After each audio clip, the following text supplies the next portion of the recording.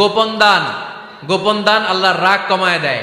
কোনো কারণে আমার রব যদি আমার উপর রেগে থাকে, আমি গোপন দান করলে ওই রাগটা মুহূর্তে ঠান্ডা হয়ে যায়।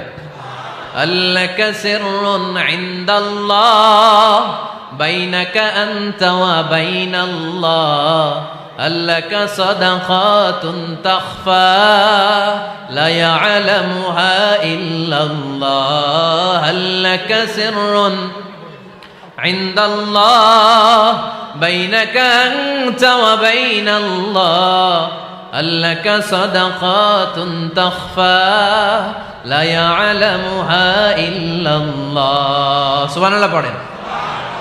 তোমার আর তোমার রবের এমন কোন গোপন বিষয় আছে নাকি যেটা তুমি আর তোমার রব ছাড়া কেউ জানে না?